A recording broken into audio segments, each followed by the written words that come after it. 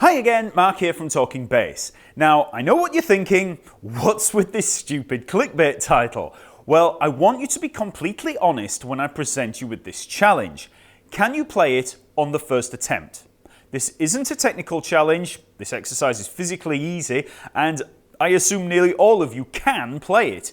This is tougher from an all-round knowledge and musicianship perspective. If you have a good understanding of chord construction, the major scale, and perhaps even modes, stuff like that, it'll be easy. If not, you'll run into problems almost instantly and maybe even give in. I want you to be honest and let me know in the comments if you can play it on the first attempt. No practice, no tab, no sheet music, just here's the exercise, now do it, based on your harmony knowledge and understanding of arpeggios. I think that about 1% of bass players will get it right first time, and a little later I'll explain why and how you can remedy that. So, here's the exercise. I want you to play the extended diatonic arpeggios of the major scale from root to 13th and back. So let's take the key of C major, that's going to be C major 13, D minor 13, E minor 13, flat 9, and so on. These are fully extended, so I want the root, 3rd, 5th, 7th, 9th, 11th, and 13th for each chord, and each extension has to be diatonically correct. So in C major, the F chord will be F major 13 with a sharpened 11th, the B chord will be a B minor 7, flat 5, flat 9, flat 13. So all of the modal considerations have to be intact. So here's the exercise in C major.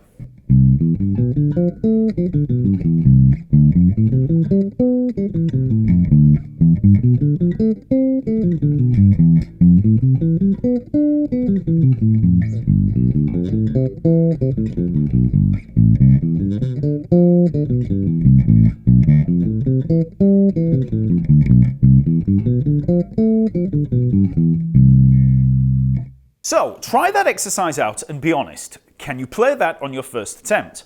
Or even your second, third, or fourth attempt? I suspect that maybe even the majority of you will be unable to play it at all without some serious study and improvement in terms of harmony and arpeggio knowledge. But don't worry, by the end of this lesson, you'll be a step closer to playing that exercise with ease. So, first things first, what are these arpeggios that we're looking at? Well, we're playing fully extended arpeggios from the root to the 13th. In case you didn't know, when we build chords in general Western music, we build them by stacking thirds, and this is called tertian harmony. Now, I'm not going to get too far into any of this because it'll take a hell of a long lesson to get through it all. I've got other lessons on YouTube covering all of the chord construction rules, and if you want to understand this in depth, then I would recommend the Chord Tone Essentials course over at Talkingbass, which I'll put in the card and in the info below. In that course, I cover all of the chord construction principles for pretty much every chord that you're going to ever encounter, how to play them all over the neck, and then how to apply them in your music. So, if that's perked your interest, just go check that out. So I'm going to assume a basic understanding of these basic arpeggios. You need to know how to stack thirds from the root up to the 13th and all the naming conventions that we use to label those chords. So if we take a basic root note of C, we can stack 2/3 to get our basic triads. So the major triad, the minor triad, augmented triad, and a diminished triad. Then we can add another third to give us a set of 7th chords. So we might have the major 7, dominant 7, the minor 7, the minor major 7, the major 7 sharp 5, dominant 7 sharp 5, minor 7 flat 5, and the diminished 7. Okay, so that's a set of 7th chords, and then we can just continue that by adding thirds each time. So let's say that we just do this on a basic C working up through a major 7. After the B there, the 7th, we can then move up another third to the 9th, the D, up to the 11th, the F, and then up to the A, the 13th. Okay, we can't go any further than that because if we add another third, we end up back where we started at the root note, the C. So there we have a fully extended C major 13. So we have C major 7, C major 9, C major 11, and C major 13. Okay, so all we've done is stacked thirds each time, working up through root, 3rd, 5th, 7th, 9th, 11th, and 13th, okay? And like I say, all of this stuff is in other YouTube videos that I've done and in the Chord Tone Essentials. So that's the basic starting point. You need to learn about all of that chord construction.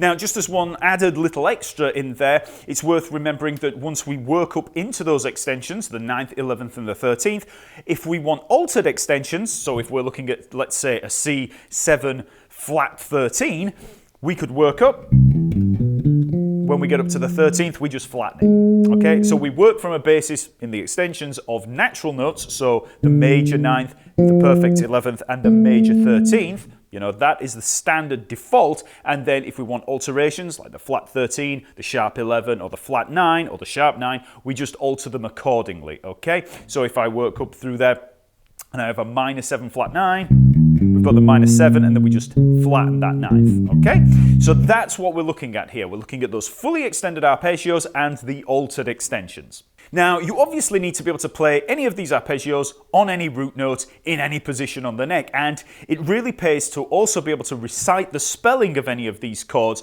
which is actually really easy once you have a good knowledge of intervals. You just, learn your intervals and then work through the arpeggios note by note based on the intervallic construction. So for a G13, we'd have the root note G, then we have the major 3rd, which is B, perfect 5th, which is D, and so on. So this is why learning intervals should always be the first step on your music theory journey. So for our exercise, we have to know all that, but we have to go a few steps further. So we don't just need to know how to create those arpeggios, we have to be able to create them diatonically from the parent major scale. So as an example, let's look at the basic triads that we can create from our major scale. So if we take the notes of the C major scale, we have C, D, E, F, G, A, B. Remember how we created chords from thirds? Well, if we build a chord starting on a C, we can just work up through those notes in thirds. So we have a C, then we work up 3 notes, C, D, E, then another third, E, F, G, which gives us G, which gives us C, E, and G. Or we could even see that as play a note, miss a note, play a note, miss a note, play a note, and so on. So first of all, let's just play through those notes. So we have C, E, and G. So let's play that, C, E, and G. That's our C major triad. So that first chord built on a C in C major is a C major triad. So now let's just continue stacking those thirds. So with the C major scale, C, D, E, F, G, A, B, we're up to the G. So now we just miss the A, play the B. So that gives us C, E, G, B. That's the major 7 arpeggio. Then again, we miss a note. So we miss the C, play the D. That gives us C major 9. Then we miss a note again. We miss the E and play the F, which gives us C major 11. Then we miss out the G, we hit the A, which gives us a C major 13. Okay? So you can see there that if we just stack those thirds on that C, using the notes of the C major scale, we get a C major 13 arpeggio. Okay? So that is our chord 1. So C in C major. We can apply this method to every note in the major scale. So let's move up to D. So we're still in C major, we're still using the notes C, D, E, F, G, A, B. So we start on the D and then we miss the E and then play the F. Then we miss the G, play the A. So that gives us D, F, A, which is a minor triad. So D minor, the D minor triad is the second chord in C major.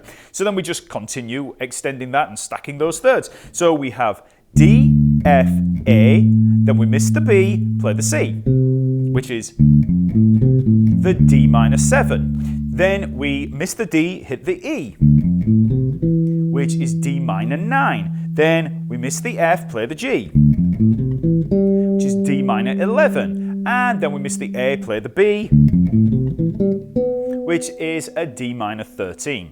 So this is how our exercise works. We just repeat this process for every degree of the major scale, which gives us the following set of chords. In the key of C major, we have C major 13, then D minor 13, then E minor 11, flat 9, flat 13, then F major 13, sharp 11, then G 13, then A minor 11, flat 13, and then B minor 11, flat 5, flat 9, flat 13. Now, I know that these arpeggios can sound like a bit of a mouthful, and to be honest, I'm not really thinking of the chord names when I'm working through it. I'm not thinking, E minor 11, flat 9, flat 13. All I'm really doing is playing through that C major scale in thirds. I just know what the intervals are based on that note. So when I get to the E, I know there's going to be a flattened ninth and a flattened 13th in there because just of the way that the major scale is, the intervals within there. And actually, this is where knowing your modes in the major scale can come in quite handy, because if you are in the key of C major and you know that, the third mode in there is E Frisian and you know all the intervals in there, so you know there's a flattened second, a flattened ninth, flattened third, a normal perfect fourth in there, normal perfect fifth, the flattened sixth, which is the flattened 13th, and then your flat 7. That's all you need to know, because then as you work up through the arpeggio, once you get to the ninth, you know it's going to be flattened. Once you get to the 11th, you know it's going to be perfect. Once you get to the 13th, you know it's going to be flattened. So, that's really all you need to do. Another way of doing this, obviously, is to just know that scale by note and then just pick them out in thirds as you work up through it. So when you get to the B, let's say, and we're in C major, really all I have to do is just keep, play a note, skip a note as we work through in order. So B up to the D, and if you know your thirds, you work up F. It's going to be an F of some kind, then an A of some kind, and then a C of some kind, and then, up to an E of some kind, and then up to the G. You're just working up in thirds, but through the scale. So there are many, many different ways that you can actually approach this exercise, as you can see.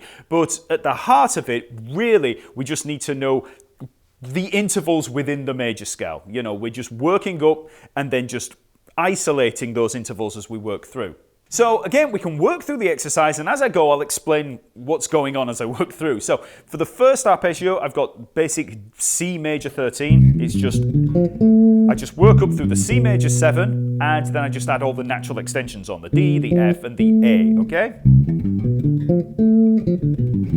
Okay, and I know what the notes in C major are, obviously. So as I get up, I know it's going to be a D natural, an F natural, and an A natural, okay? So like I said, there's many ways of approaching it. Then we get to the next note, which is D, and I work up through it. So I know that's going to be a minor 7, and I know it's going to have the natural 9th, the perfect 11th, and the major 13 in there. You could think Dorian there. Okay, then we get to E, which is going to have that Frisian flavour. So as we work up, I know it's an E minor 7, so I just play that minor 7, and then I got the flattened 9th in there. Then I work up to the standard perfect 4th, and then up to the flattened 13th, okay? But again, if you know the notes of C major well enough, you'll just see them. E, G, B, D, F, A, C. Okay, then we just continue. So F, I know it's a major 7, that 4th degree, then build up, we've got the major 9th, the sharpened 4th, because remember on the 4th degree there, it's Lydian, we've got that sharpened 4th in there, and then it's just the basic major 9th in there. So, major 13th. So, then, kind of running out of room here, so I'm just going to move down to the G. So I know it's a dominant 7 chord on chord 5, and I know it's going to be the standard major 9th, perfect 4th, and the major 13th. So think Mixolydian. Then we get to the A. Now this is going to be the natural minor scale or Aeolian scale if you were thinking modally. So I know it's a minor 7. I know there's going to be a major 9th, there's going to be a perfect 11th or 4th, and then we're going to have the flattened 13th in there, the flattened 6th. Remember, there's a flattened 6th on that chord 6. So as I'm working up, the major 9, okay, and then finally we get to chord 7, where we start off with a minor 7 flat 5. I know that's the chord 7 in there. I know there's going to be a flattened 9th in there, and then it's going to be the standard 4th, the perfect 4th, and then we're going to have a flattened 13th again. okay? But we've got the flat and fifth in. So think Locrian, you know, if you were thinking modally, or if you're just thinking of the scale notes from C major, again, you can just play a note, miss a note. So B, D, and then up to the, what are we on, F, A, and actually once you get up to those notes, once you get to the D, you can actually think of a triad as you work up, so maybe a 7th chord, so you think D minor 7, you know, once you get up to there, there's, like I said, there's many ways of seeing this, and then, you know, just coming up through there, up to the E and the G at the top, okay? So, that's kind of the mental process as you're working through. And like I said, there's many ways of doing this. It just means that you have to have a bit of a knowledge of harmony, scales, arpeggios, all of that kind of stuff. Now, as always, you want to be able to play this exercise in any key. So you could play it through the cycle of fourths. And again, this is something that you'll need to learn in isolation before you try it. But that would mean playing through the keys in the order C, F, B flat, E flat, A flat, D flat, G flat, and so on. I've got lessons on the cycle of fourths, so if you need to work through that, just check out some of those lessons. Now, you might be thinking to yourself, how would you possibly know all of this information without working through all of that material? And you're right. You probably wouldn't know how to get through the exercise. The whole point is that by developing your harmony knowledge, your understanding of intervals, chord construction, scales, you know, all of that stuff, you develop a base foundation of knowledge so you can play an exercise like this without really thinking about it. I mean, I said there were many, many different ways of seeing it, you know, and for instance, I came up with this exercise today.